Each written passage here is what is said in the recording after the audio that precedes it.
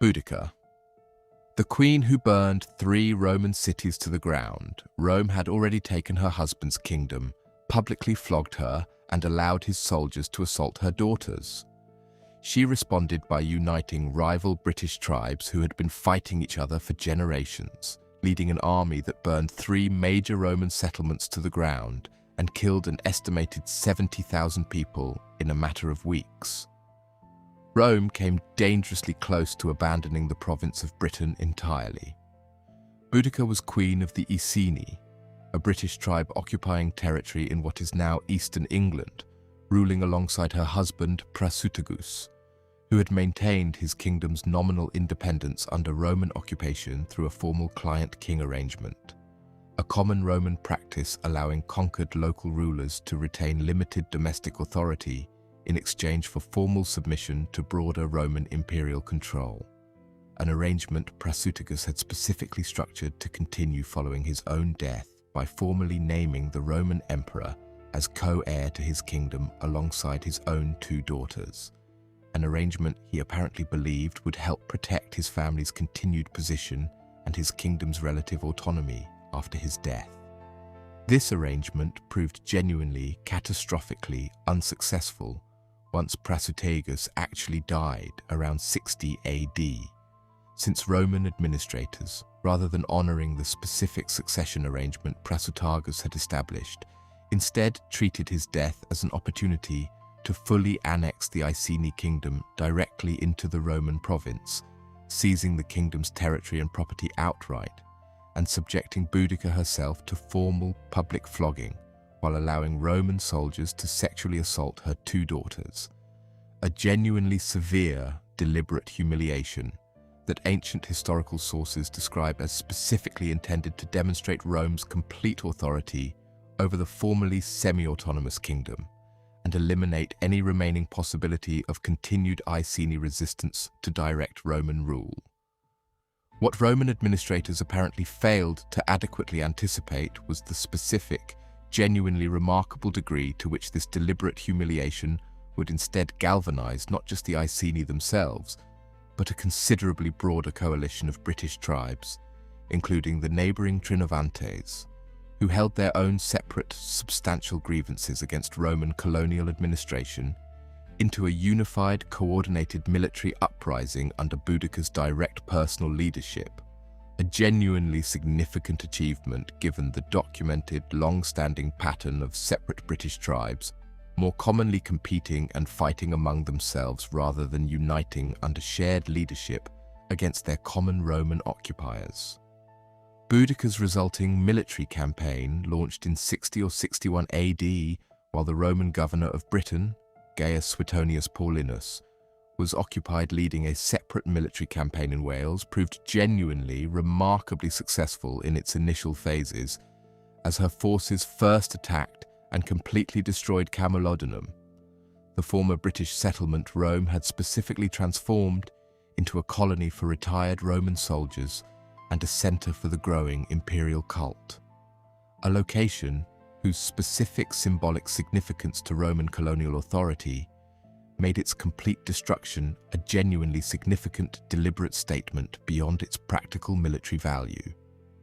Boudica's forces proceeded to defeat a Roman military relief force sent to address the initial uprising, before continuing their campaign to attack and similarly destroy Londinium, the settlement that would eventually become modern London, a location Roman administrators had specifically been forced to abandon without adequate defense, given the genuine, urgent military priorities elsewhere, resulting in the settlement's complete destruction and the deaths of the civilian population who remained rather than successfully evacuating before Boudica's forces arrived, before her army proceeded to similarly destroy Verulamium, a 3rd major Roman settlement, continuing the campaign's genuinely remarkable pattern of sustained, decisive military success against Roman colonial infrastructure across the province. The cumulative death toll across these 3 destroyed settlements, according to ancient historical sources, reached genuinely staggering figures, with the Roman historian Tacitus citing an estimated 70,000 Roman citizens and allied British collaborators killed across the campaign's various engagements, a figure that, whatever its precise historical accuracy, reflects the genuinely severe, sustained scale of destruction Boudica's uprising had managed to inflict across Roman Britain's most significant settlements within a remarkably compressed time frame. Despite this remarkable initial success, the campaign's ultimate outcome proved decisively unfavorable for Boudica's forces, since Suetonius Paulinus, having gathered available Roman military forces following news of the uprising, engaged Boudica's considerably larger but less disciplined coalition army at a decisive battle whose exact location remains genuinely debated among historians studying the campaign, where superior Roman military discipline, tactical positioning, and equipment ultimately overcame Boudica's numerically superior but considerably less organized coalition forces, resulting in a decisive, catastrophic defeat for the British uprising. Boudica herself, according to the most widely cited ancient historical accounts,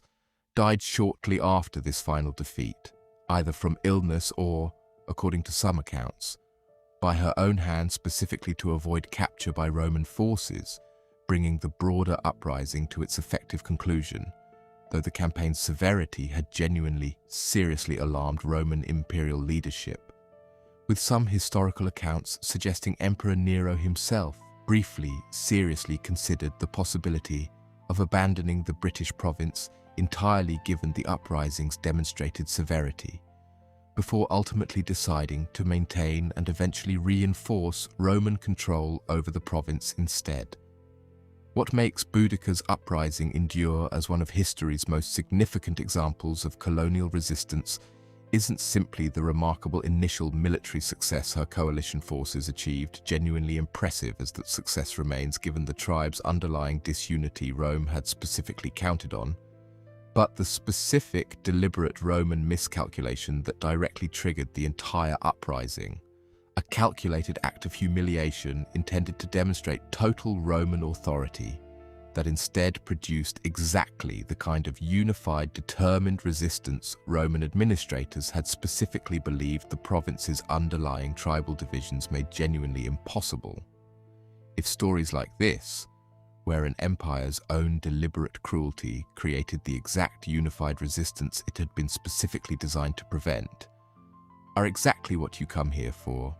subscribe to the grave details, because history holds more stories like this than most people will ever know.